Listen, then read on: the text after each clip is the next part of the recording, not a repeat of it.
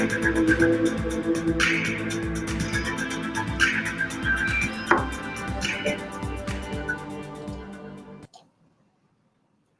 Canada Day. I've got Red. I've got an incredible guest, Ricky Zhang, a Prince of Travel. Welcome. Hi, Stefan. Thanks for having me. It's a pleasure to be here.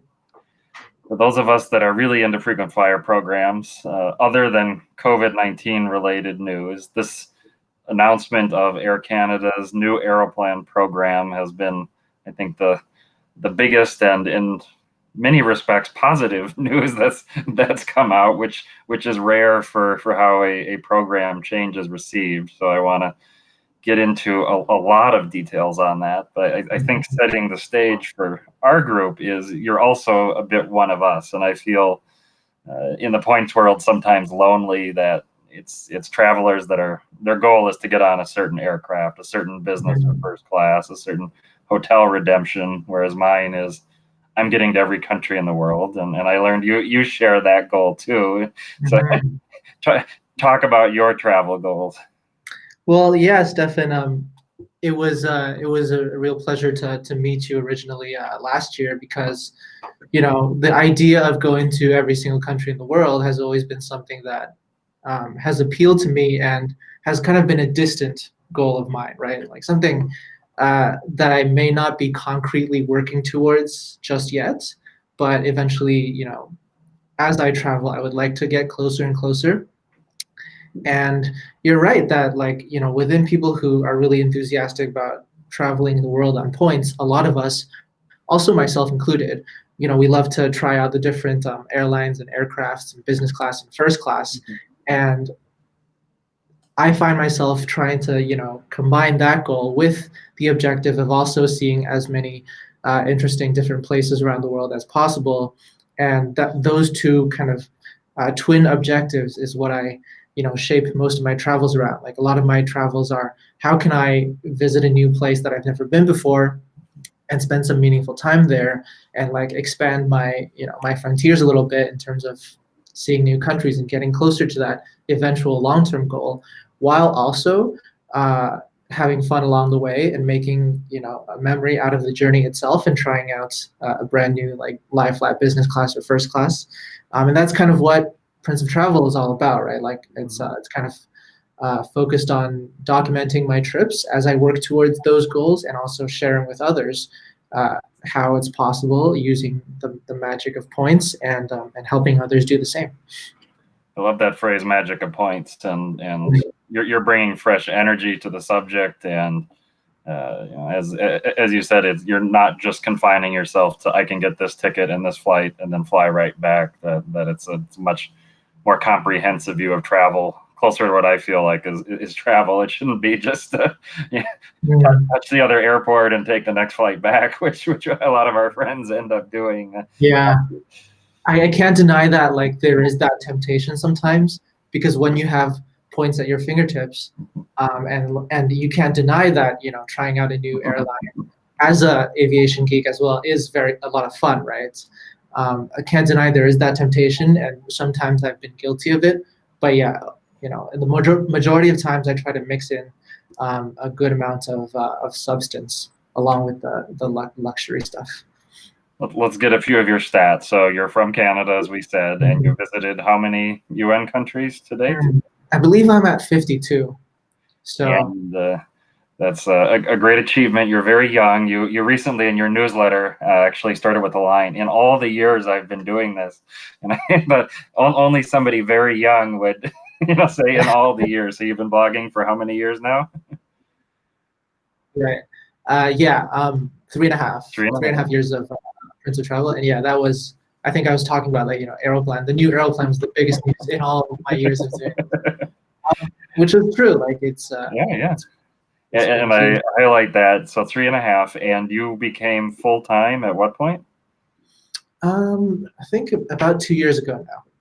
So that's really determined, and that's where I wanted to get, because a lot of the points bloggers seem to be they're doing it for fun, but they wish it weren't just for fun, but they're dilettantes, so they don't really work as I'm going to deliver a business plan in a positive way, a product that my readers will like to the point that it can become an income. And you've had this tremendous focus to add value to your audience and been able, in a sense, to reward yourself, reward them with devoting full time to it.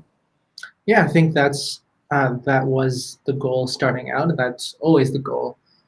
I think yeah, when I started out, it was very much like, I was one of the people you described, where obviously it wasn't realistic at the beginning to make it a proper income, but I always had that goal, and I always thought, if I'm gonna do this, I may as well give it, my full attention and endeavor. And so, after about a year and a half, I saw kind of the pathway towards that. And I figured, back then I was maybe like 20, I think I was 23 at the time. Hmm. So I felt like comfortable in terms of that stage of my life to step away from this, you know, decently paying entry level job that I had at the time, and say like, why not, try to provide as much value as possible to people, and hopefully get a lot of that value back myself. So that's kind of the journey that I've been on. That's great. And you referenced this meeting last year in Boston, Nomadic Matt's event, TravelCon. There's so many people that seem to be in that limbo point of they want to go from the hobby to the professional, but it just lingers for years and years. And I'm so impressed how you saw that opening and made it happen.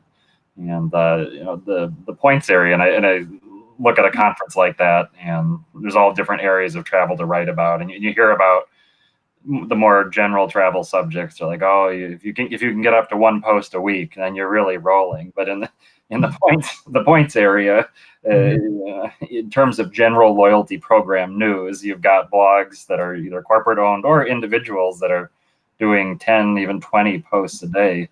Just this incredible flood. You have tremendous output, but not overwhelming output. I feel like a reader could manageably take on the content you produce and digest it rather than just trying to keep up with the headlines. So in this fast-paced area, how are you balancing the publishing schedule, what to devote time to? Yeah, I remember having that conversation that we all had as the loyalty bloggers in the wider travel blogging space, right? And it is something that I realized myself too at the beginning of the journey, because when I was starting out, I was like looking for travel blogging tips, and you're right, like a lot of it is like, one post a week is perfect. That's all you need to put out, and you spend the rest of your time like on Pinterest or whatever it is, right? Making your graphics and stuff. But then you look at, like the independent or corporate owned blogs that you mentioned, and yeah, it's an endless cycle of news, right? And I think that's we in the point space are all very passionate, and we all love expanding our knowledge and absorbing every last detail. So there's definitely the appetite among readers to read as much as possible that I get. I feel like personally, I like to go for quantity over quality. Sorry, quality over quantity, right? Rather than, going for 15, 20, 30 posts a week.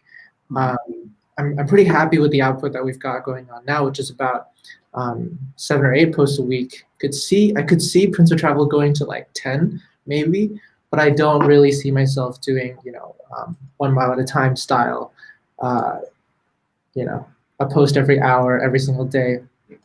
And part of that just comes down to like my own writing style.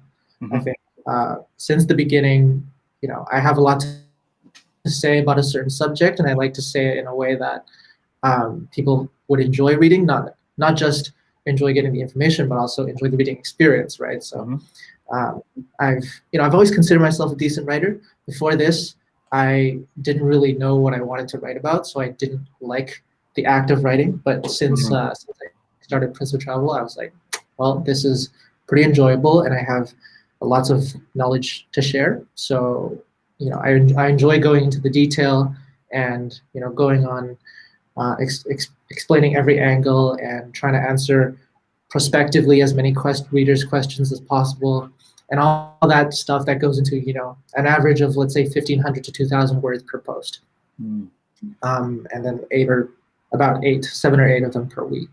Yeah. one of the hardest things in points writing, and what I hear so many points bloggers that get into it and they want to write these how-to guides, these deep analysis, and then they just get tired and frustrated, and they end up just reposting press releases and deals because it's just quick to say, oh, $15 off Amazon. Yeah. But how do you think, it is a very complex subject. It's something that short attention spans online, when people just glance at something, they'll pop up in the comments and ask the question that you just wrote a beautiful paragraph about. But Absolutely. how do you think about communicating this clearly? Is there an audience you're writing for, or approach you're taking to get your information across? It's a great question, because you're right. Like, as much as I love explaining everything in detail, and as much as I know that there's a core group of my readers who really appreciate that, let's say the mainstream people, or like the vast majority of people, have shorter attention spans probably, and I can totally see where a website that goes like $15 off Amazon, or 15, or like DoorDash Dash Pass offers, here it is, that's the information, go use it. I can totally see how those websites like have their place, and how they're valuable to the readers as well. It's just not really my style, in terms of what the kind of content I would like to be consistently putting out. And so I have to think about ways to still reach people with shorter attention spans too, right? So my solution for that, has been to start doing YouTube videos. So I'm not necessarily think that people with shorter attention spans like videos more, but people like to absorb information in different ways, right? And I found that a lot of people these days prefer to watch videos and absorb, just sit down, absorb information that way, as opposed to like reading in depth, reading a post. And the feedback from the YouTube videos has been that way, right? A lot of my YouTube audience don't seem to read my content regularly, because I'll talk about stuff I've already talked about. They'll be like, well, thanks for making this video, right? I had no idea. So I think for that reason, it's important to work on both these kind of media at the same time. Obviously, with the blog still as the focus, but YouTube is very much something to expand into, especially in this day and age. And that's another area where the point audience has been so far behind. I mean, really, in the U.S., there's just a handful that have done anything with video and stuck with it. I think this points hobby attracts people who are of a very different mindset in many cases, in terms of preferring text over video. I do not use YouTube other than for this purpose. When I search for something and like a how-to and the results are a video, I always look for one that is the text. But as you said, so many, and especially the younger audience, I think is much more comfortable in that video milieu, and it's humbling as a blogger. I'm sure you've had these moments. I'm sharing the links for your YouTube channel as well as your Facebook group, and I'm sure you get these moments where people in your Facebook group or on YouTube say like, oh, you have a blog, you have a website, you're like, I'm sharing the link every day, and you don't even connect the dots, but they have their platform that works for them. Absolutely. Especially when I first started the YouTube channel, and there was not a lot of linkages between the two, right? The people who showed up in the YouTube comments were very much, they arrived at my content through the video, right? And that was also another goal, was to capture those people who are part of that platform and just are not in the habit of reading detailed 1,500 to 2,000 word posts, like you mentioned. And it is very much the younger generation, and I do think that the point space has room to grow on YouTube. And it was actually, I saw there was like 2 or 3 US-based YouTubers who talk about the credit cards, right? Ask Sebi is one of them, and then my friend Brian is another one. And nobody in Canada was doing it, but obviously there's stuff to talk about. So it seemed like a natural extension of the brand at the time. And now, it's very much something to be consistently working on, right? That's the key, really. Just like on the blogging side, is putting out content consistently. And my last of the blogging questions before we dive into Aeroplan, you just went through a big site redesign, and it's that rare redesign where I see in the comments, and maybe it's Canadian geniality, but it's also my American sharpness. I look at it and say, I really like what you've done, and I don't feel like I've lost, like it's a totally different site that I lost, some kind of emotional connection with. I feel like the functionality is great.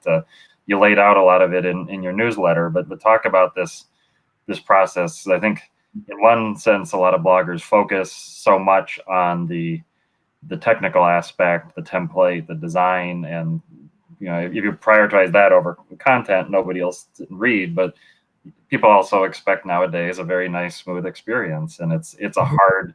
Nothing out of the box does that. So talk Yeah. about your process. Oh, absolutely.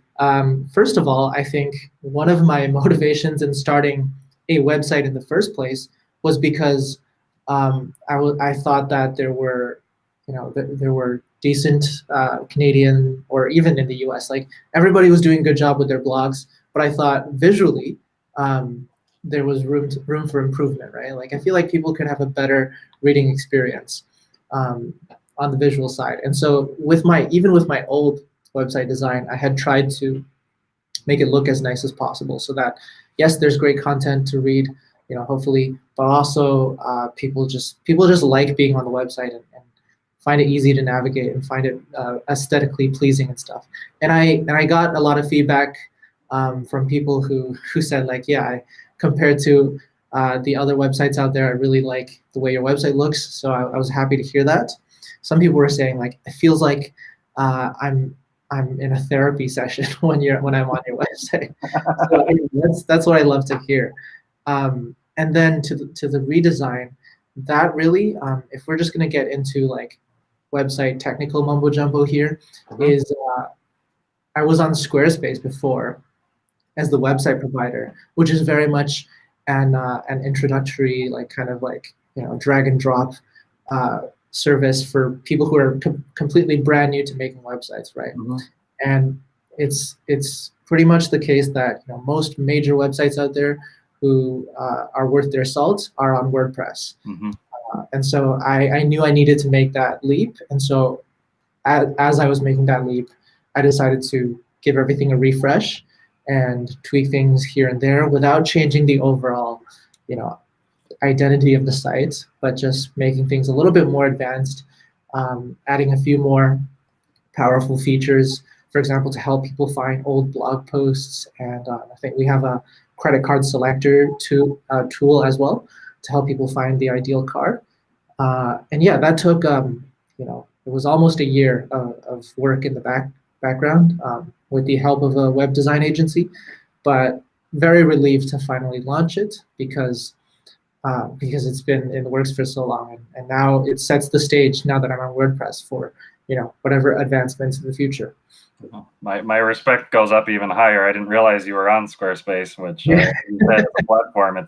It's a walled garden. So if anybody I talk to that is trying to move out, well, you don't have gray hairs from it, so that's something.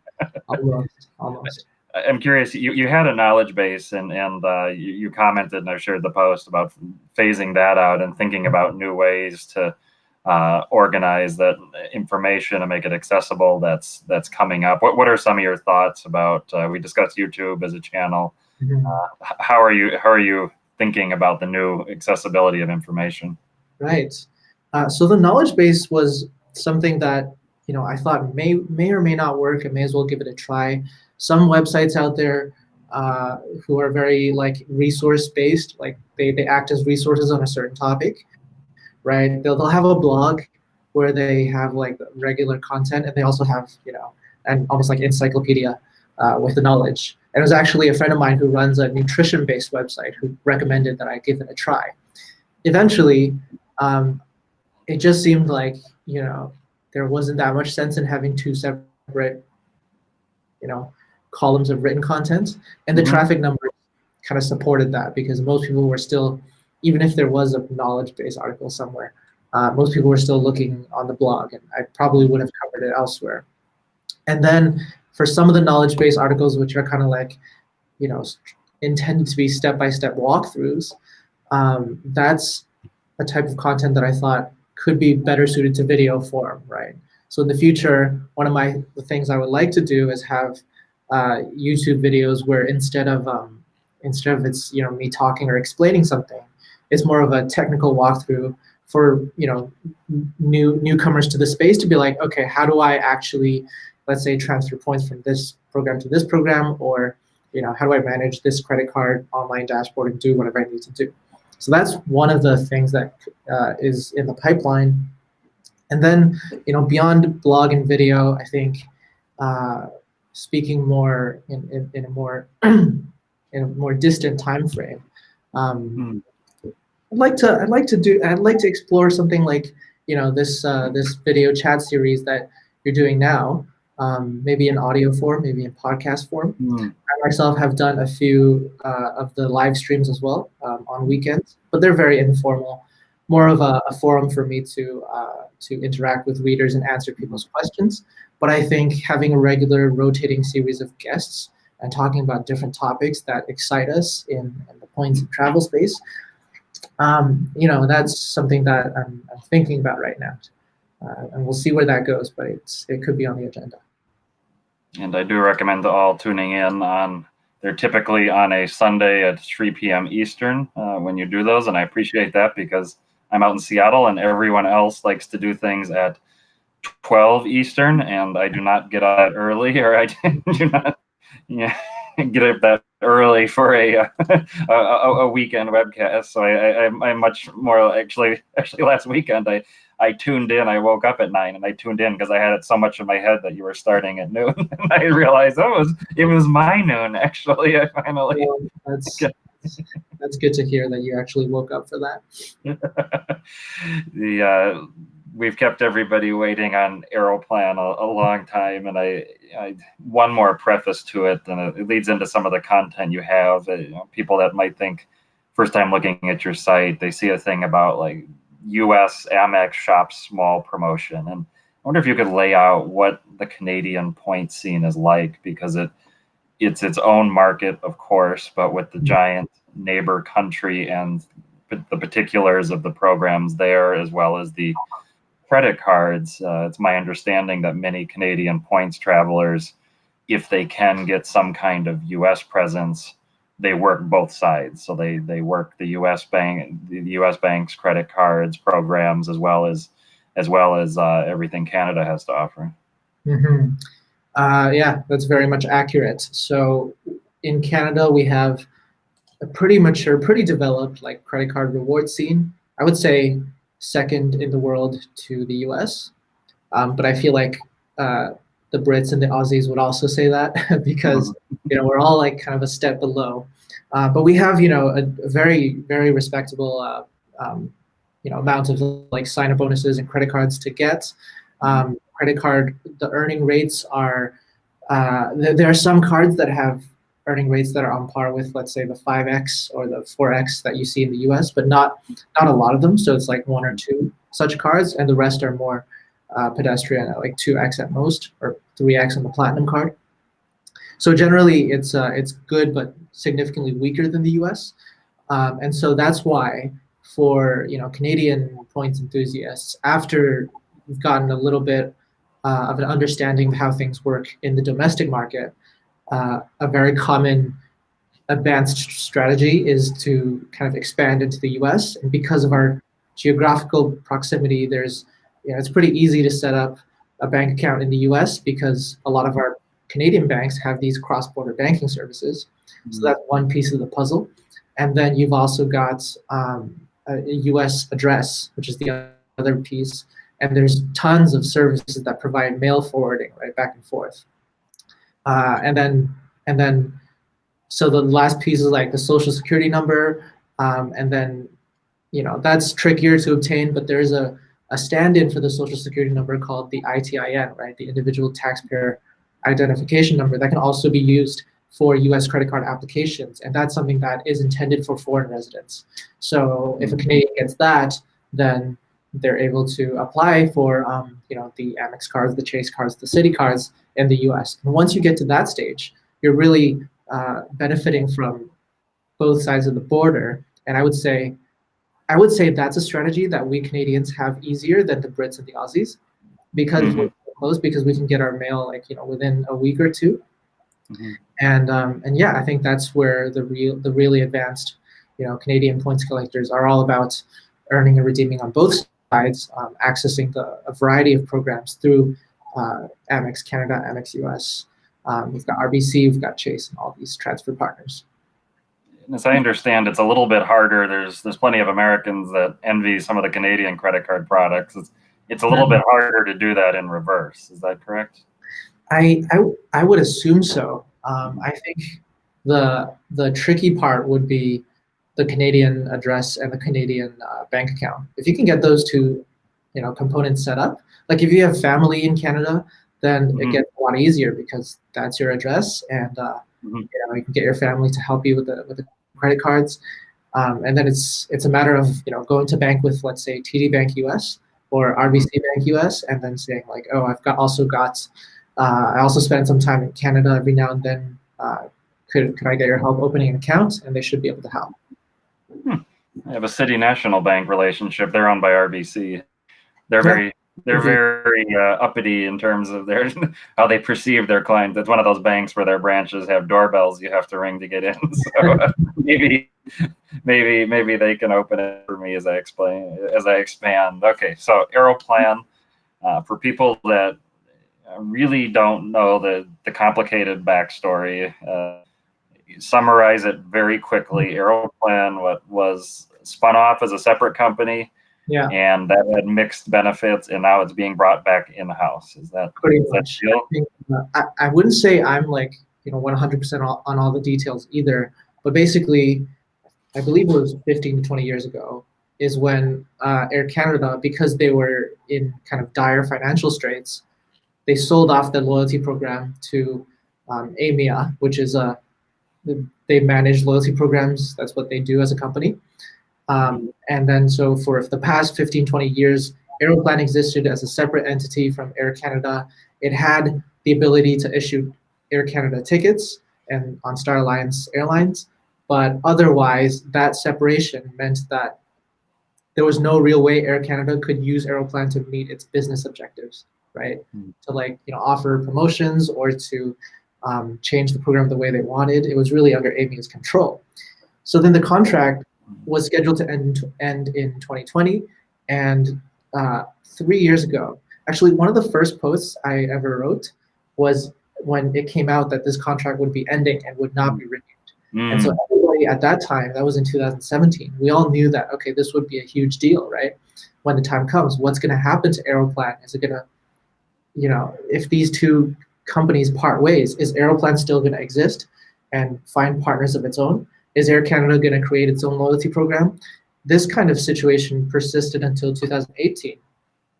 And for a while, it seemed like that's exactly what would happen. Air Canada seemed like it would make its own loyalty program, and Aeroplan was busy linking up with like all these other Canadian airlines, like Porter and Air Transat, and just trying to like survive. But these are all very minor, regional or limited. There's nothing comparable to. I mean, even WestJet is more like a Southwest, but it's not a major international carrier. Yeah, absolutely. WestJet is shaping up to challenge Air Canada these days, but they've very much played that secondary challenger role, and then these other airlines are even more in the background. And so it feels like what happened was by releasing this news that they would not be renewing the contract, Air Canada, it's kind of like widely understood but not confirmed that Air Canada knew that it had the power to drive down Aeroplan's value. Because once this was made public, everybody kind of knew that, okay, Aeroplan would be much less useful in the future. Its value went down, and that gave Air Canada and a bunch of the big Canadian banks the ability to swoop in and buy it at a reduced value, right, and strike that deal with CIBC, TD, and Visa Canada as a consortium to buy back the whole Aeroplan program, bring it back in-house. It was 450 million Canadian dollars in cash, and then they also assumed the liabilities of 1.9 billion dollars of existing Aeroplan miles. And so that deal was complete in, I think, late 2018. And since then, Air Canada has been working on transforming this Aeroplan program for when it brings it back in-house, and really, shaking things up in terms of the Canadian loyalty scene. And going forward, they have it back in-house. They'll be able to kind of, mold it, customize it to much greater deal than before, and use it to meet their own objectives. Yeah, and as an outsider, an occasional participant in the program, this idea of having the program run by a separate company, I mean, it made sense to financial engineers, and there was but it had these bizarre things, like I know some Altitude 100s, and it seemed to me that Altitude 100 competes for like the best top tier status of any airline in the world in so many respects. But then because of this quirk with the program, they couldn't even get a free award redeposit. Mm-hmm. Which say like in the U.S. programs, that's typically the level below the top level starts having some of the free award deposits. Yeah, it's very I guess it is very uncommon, like among loyalty programs, to be so separated, and there was lots of inefficiencies such as that one as a result. And so the aeroplan management, and these are frequent flyer geeks. These are people in prior jobs and roles have been on Flyer Talk in different areas, so they're known to the points community. They talked up that things would be interesting and innovative, and if not all great, that there would be good aspects of the program. And I think it's being reasonable to say that there's some ups, some downs, but overall it does seem to be a program that they really tried to think about what the airline can financially do, but also what the customers really value, and what they can offer. That this wasn't run by somebody from a banking job that just used a spreadsheet. Totally. I mean, you've hit the nail on the head there. With the 3 years that they had, or I believe it was more than 3 years, to really build a new program from the ground up, right? Air Canada really, they had a lot of different stakeholders to please in this whole redesign, right? They needed to bring Aeroplan back into the consciousness of the average Canadian traveler, because that's who most of their users are, right? Aeroplan has a terrible reputation among the general public here, because if they were to collect 25,000 or 30,000 or 60,000 miles and try to redeem a reward, the first thing they see is hundreds of dollars in surcharges. That like instantly kills like your affinity to the program, right? And it's like enough to make the average Canadian just say like, oh, screw this, I'm just never using this again. And that's happened across the board in Canada for the past, imagine 10 to 15 years of that happening to potential. I mean, these are surcharges that can be more expensive than the comparable cash ticket. Absolutely. Yeah, it's like $500 to $700 return on a ticket to Europe. And the prices to Europe are like 800, 900. So it just didn't make any sense really for anybody to be doing that. And that's one of the most popular redemptions too. Yeah, and I've long felt that there's programs that are useful to me. I'm glad they exist as long as they're not my main program. And Aeroplan was always in that bucket where it was like, if I could find the EVA award or the Asiana, I'd be happy, but not the other Asian carriers does Asiana have the search? I forget now. It's like, if I can just find the award on the carrier that doesn't have the surcharges, then it's a good program. And if it's not, then I got to use United. Yeah, absolutely. And for the average Canadian traveler, like they don't know or care about that really. Yeah. And on Air Canada's side, it didn't make any sense either, because they were pushing people away from Air Canada to other programs, whereas they wanted people to more closely sample their product, right? That's another example of the inefficiencies of having two separate programs. So that's one kind of the major party that they needed to cater to. Then they also had people like ourselves, frequent travelers who are most engaged in the program, who will react most vocally, right, if we feel that we have been wronged or that we're not happy with the new program. So I think they've given us enough positive things to actually look forward to, and that kind of softens the blow of the negative things that are happening, which is mostly the increase in award costs, right? That's something that you and I and everybody in loyalty know is kind of the constant downward trend with loyalty programs in terms of just the pure nominal value. So I can't say it's a surprise for me. And I made a video this week like impressions, and that's basically where I said like, if you look at the big picture, this was always going to happen. And compared to some of the devaluations and stuff we've seen from like Delta and United, where they're really being very opaque about the devaluations, right? Mm-hmm. It's not just the scale of the valuation, it's about how they're going about it. Delta, United, they took away the charts completely, really removed any element of predictability in the pricing, whereas Air Canada, we've got the increased award costs, but we've got these published charts, and even the dynamic pricing on Air Canada has that published range. So I think that's something that we can at least respect that they're doing compared to the U.S. peers. Yeah, it's a good mix of positive and negative.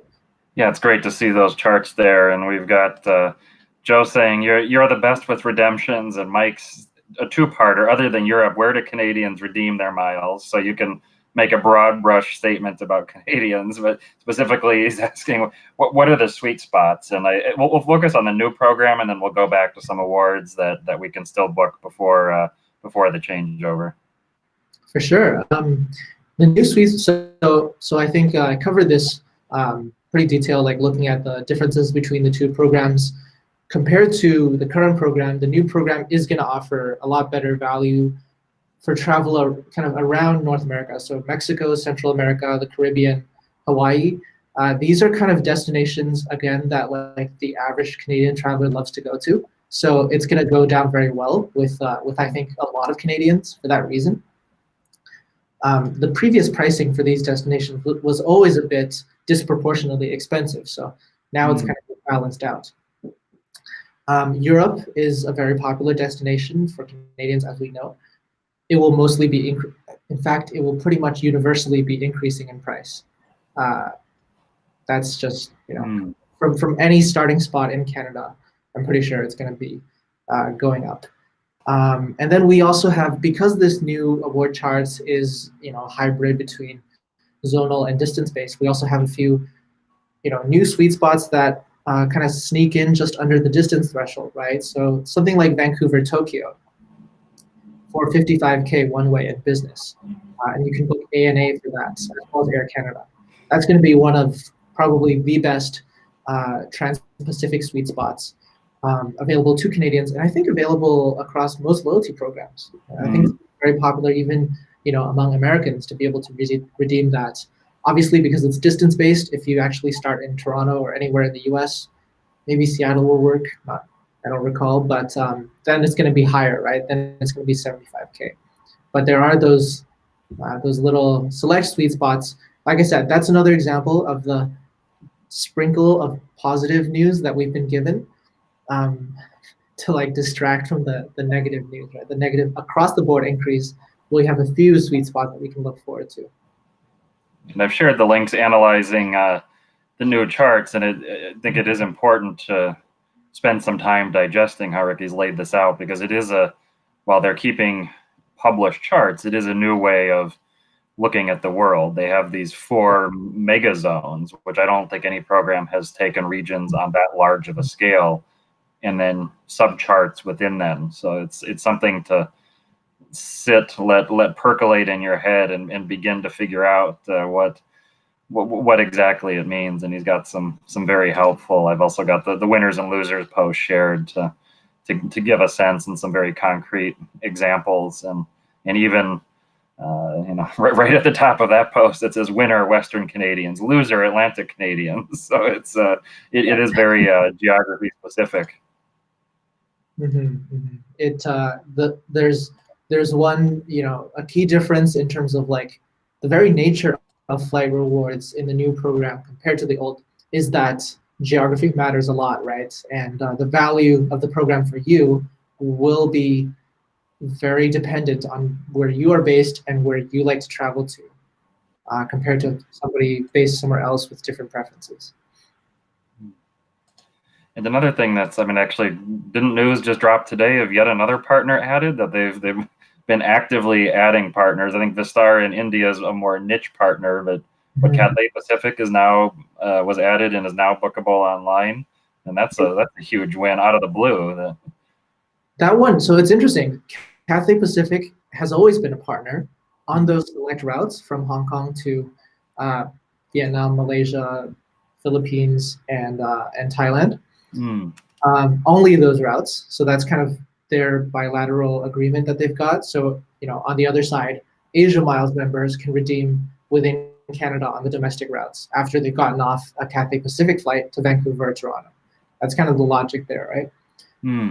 But now they've added that ability to book online. So that just greatly expands the actual utility of the partnership. And then, yeah, today, Vistara, small Indian airline, but I think going to be rapidly growing, right? Hopefully, if the conditions allow, they want to fly to Europe, to Japan, I think to the US as well. Is that name familiar from KrisFlyer? Are they a KrisFlyer partner as well? Not sure if they're KrisFlyer Yeah. partner. Maybe I'll have to double check that. But they are partially owned by Singapore Airlines. So it's a joint venture between Singapore Airlines. Okay. So that makes sense. That's where I've seen it before. Yeah. So they have a very high quality product, it seems, and it definitely outranks, let's say, Air India. So it's gonna be a very attractive option for traveling to India and beyond. And Gol in Brazil and Etihad in Emirates. So they really, these are some creative partnerships, and it's going against the trend. Etihad was actually the one that came out of the blue for most of us because nobody really expected that. In the overnight they would add the ability to not just redeem for Etihad but Etihad first class in the apartments, right? And they actually have quite a bit of availability if you can find it. And a lot of people made those bookings at the time. And yeah, they're constantly adding partners, they're constantly innovating, and that's just a breath of fresh air. Like, no matter what you think about the increases in the award costs, I feel fortunate that in Canada we have this program that is behaving in this way, that is innovating, and that is trying to deliver value to its members, while obviously respecting the underlying costs, as we see with the increased award costs. But compared to kind of the stagnation that we see from, if I may say so myself, from American, United, and Delta, where it's really scraping the bottom of the barrel in terms of how. But it's a race to the bottom, right? That's the term, kind of among the big three U.S. carriers. Compared to that, of those U.S. ones, really only United all along had good partner booking functionality, and that's gone down now with the strange changes they've made to the booking prices. American has steadily added the occasional partner, and Delta, my main program, they've made it so difficult to even book very conventional partner flights now that I'm almost treating it like a Southwest program, that it's really only good for nonstop flights or a JetBlue, like nonstop flights, and very limited partner cases. It is very disappointing because that progression has been, when it was Northwest, you could book any partner effectively, easily online, and it's been almost 20 years of downward spiral for that booking capability. And speaking of booking capabilities, that's yet another advancement that Air Canada is promising, right? With the new program, we're supposed to get, as of the time of launch, a more robust search engine compared to Aeroplans now, which is you're lucky if you get 10 search results. As of November, you can log in and it lets you search for something. I had months where I couldn't successfully get in. It's a mess, really, and that just under Amy's ownership, it kind of stagnated for a long time. But then they're promising 150 search results for a given search. Imagine that. And then in 2021, they're promising the ability to kind of piece together your own itinerary and have it priced correctly and wow. Do it all online instead of over the phone. Whereas a program like American is you can only transit through. You can't even transit through, what is it, Europe on the way to Asia, if I'm not mistaken. Yeah. Taken what was already a generous MPM, so maximum permitted mileage under the current program, and expanded it to just allow any sort of reasonable, logical routing. that someone might want to take. So Yeah, I very, very mean, you think you're sitting in Halifax or somewhere or St. John's. I mean, you want to go via Europe. It just yeah, makes sense. And the AA program is ridiculous that way. yeah, exactly. That's another example. And on that point, um, I did mention Atlantic Canadians were a loser, uh, Mm-hmm. mostly because their direct flights from Halifax and St. John's to London are actually suspended right now. Oh, So if those come back, I think they could actually benefit from their own sweet spots too. and I see. So then they're being forced extra connections that are triggering higher pricing Yeah, based on the distance they're flying. yeah, exactly. Because they have to route back through Montreal or Toronto. I see. Okay. Well, we uh, we hope PEI in particular is one of my favorite places in the world. My wife as well. So we're hoping for that section to be winners again. One thing that I've seen some debate, and is it truly definitively settled that there are going to be no fuel surcharges on the partners? Because as I understand, the official press releases have only said Air Canada metal flights, but the communications by the program, say to bloggers and that has been, no, really, it's partners too. It is partners too. So says the man with the expertise. So we're looking for. It's like one of the questions I heard so much was like Lufthansa Group. They even push pretty high charges on programs like United that typically don't assess anything. So the follow up question is, how can Air Canada pull this off? Are they just eating the loss? Or? I mean, I'm not privy to those specifics there, but my readers know that I wouldn't put my full weight behind something if I wasn't 100% sure. And we've been assured that it's partners as well. I think the messaging that Air Canada wants to communicate again to like the most airline members who are just ordinary Canadians is now you can fly now you can fly with us without having to pay surcharges, because that's the average Canadian doesn't know or care about partners, right? That's really they don't want to mix up the messaging there, but the messaging through our community, as we know, is Lufthansa first class for no surcharges. Let's go. Fantastic. And I also shared what to book before the cutoff date. So we've got a firm date. It is November 8th. So up to you can time it. I don't know, what time zone do they cut over? Do we know the exact minute and time zone for when they do this switch? Eastern, probably. Okay. And so one, I want to focus, especially for the EPS crowd, tell us about the Canadian North Awards, what is possible, what you can do now, and what will change about those on November 8th. Okay. So right now, Canadian North is the main domestic Canadian partner that flies to like most of the interesting spots in Nunavut and Northwest Territories. There's also interrupt because when I was researching it, I just learned I hadn't kept up. This is a recent merger of the airlines that flew in the East and the West. So this is a broad, for those that haven't, like me, that hadn't kept up to date. This covers both sides. Yeah. So First Air used to be a separate airline, but they all merged together, and so now it covers kind of all of the Yukon, Northwest Territories, and Nunavut. There's also an airline called Calm Air, which is based in Manitoba, and it flies to Churchill, which is the spot on the Hudson's Bay, I believe. Still, in the Arctic Circle, but it's a popular like polar bear destination, as I understand. So that's another one. But right now, it's all priced under the North America chart, right? And right now, in the current Aeroplan program, that's a flat rate of 12,500 miles one way in economy and 25,000. Well, I don't know if those airlines have business, so let's just talk economy, right? Mm-hmm. 12,500 miles one way in economy.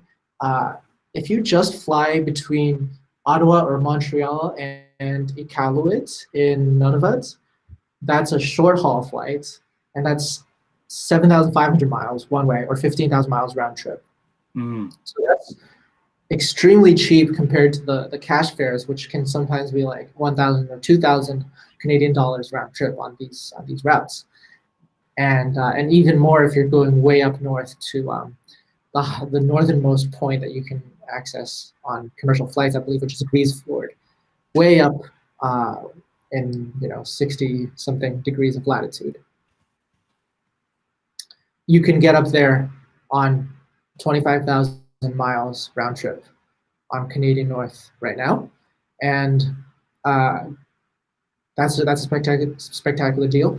Going forward, everybody, like, before this change, was kind of a little concerned as to what would happen to these rewards, because we were hearing murmurs that North America rewards are going to be revenue based, right? That's kind of what Air Canada had kind of put out there. And if that were the case for these flights, then we'd be paying millions of points for a flight that's thousands of dollars in cash fare. And we're kind of scared what would happen to these Arctic awards. And the good news is awards on Air Canada are going dynamic. Mm-hmm.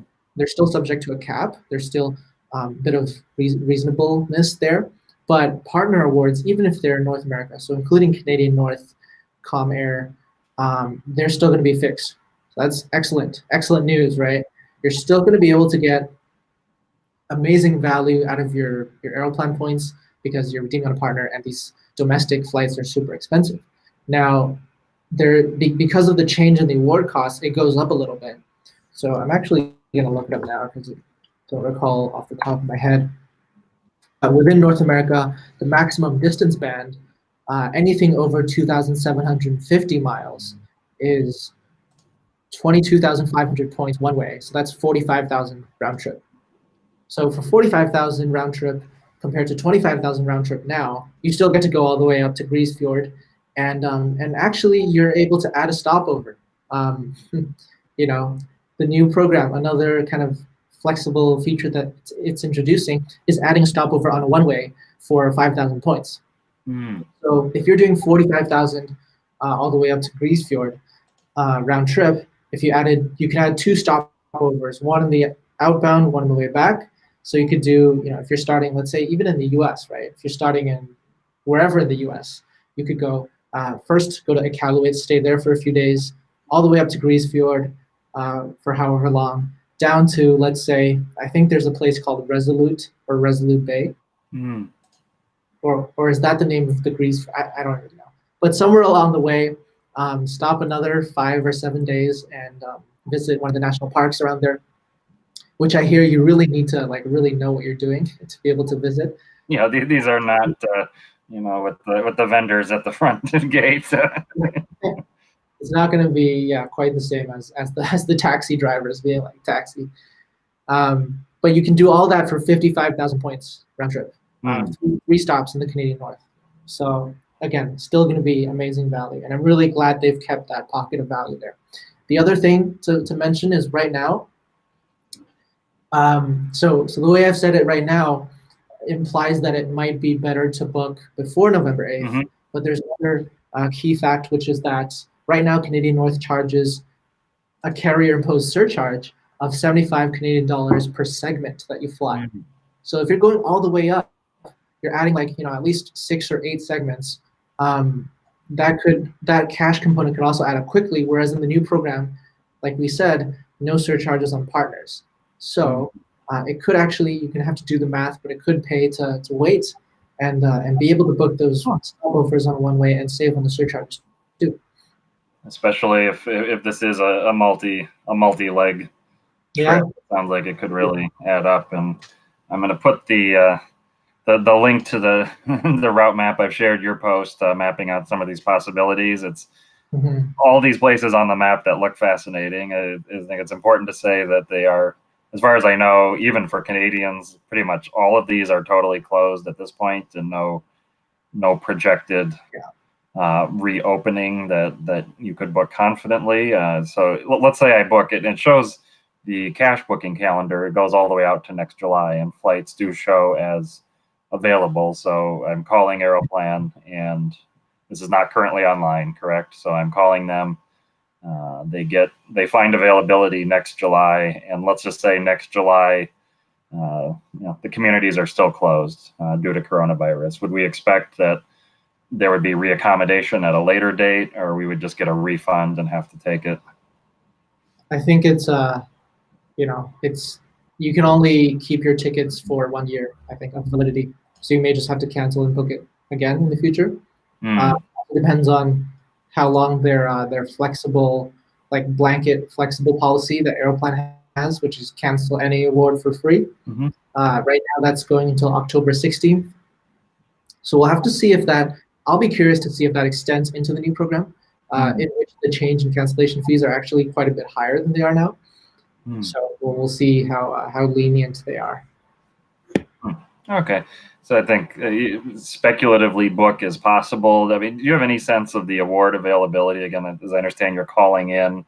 You're calling in. I think you can actually look up Canadian North availability on Expert Flyer. Okay. They actually have that, and if I'm not mistaken, you should be able to search it online as of the new program. Okay. Yeah. And if you're using Expert Flyer, are you just going segment by segment, or you're searching the whole route Uh, you're gonna? I would do segment by segment.